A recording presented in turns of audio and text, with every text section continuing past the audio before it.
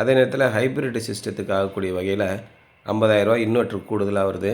ஒரு hybrid இன்வெர்ட்டரோட battery இன்றைக்கி 1,20,000 வந்துருச்சு. ஏற்கனவே 90,000, 99,000, 1,05,000 அப்படி வந்துச்சு. இப்போ அந்த வளைகுடா போருக்கு அப்புறம் விலை வந்து கண்ணாபின்னான்னு மாறிடுச்சு. எல்லா பேட்டரியுமே பெரும்பாலும் சைனாலேருந்து தான் இறக்குமதி ஆகுது. அதனால் இந்த lithium ferrous phosphate 5 kilowatt battery 1,20,000, 1,25,000 வரைக்கும் வந்துடுச்சு. இது 6,000 லைஃப் சைக்கிள் உள்ள பேட்டரி. ஒரு 10 வருஷத்துக்கு அவங்க வேரண்டி கொடுக்குறாங்க.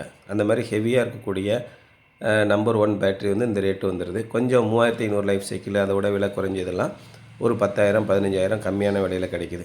இப்போது 1,50,000 கூட போட்டு நம்ம ஆன் கிரிட்டு போட்டு அதில் ஹைப்ரிட்டு நம்ம கனெக்ட் பண்ணும்போது 1,50,000 லட்சம் கூட வருது. அப்படின்றதுக்கு பதிலாக நம்ம வீட்டில் யூபிஎஸ் பேட்ரி இருக்குது, கரண்ட்டு கட் ஆன உடனே ஒரு பேனல்லேருந்து மட்டும் ஒரு பேட்டரிக்கு போகட்டும், அந்த மாதிரி நம்ம பிளான் பண்ணிட்டோம்னா ஒரு 25,000 ஹைப்ரிட் கன்வர்ஷன் கிட்டு அதையும் இங்கே போட்டு கொடுத்துருக்கோம். அந்த மாதிரி பண்ணும்போது கரண்ட்டு கட் ஆனாலும் நம்ம வீட்டில் பவர் இருக்குது.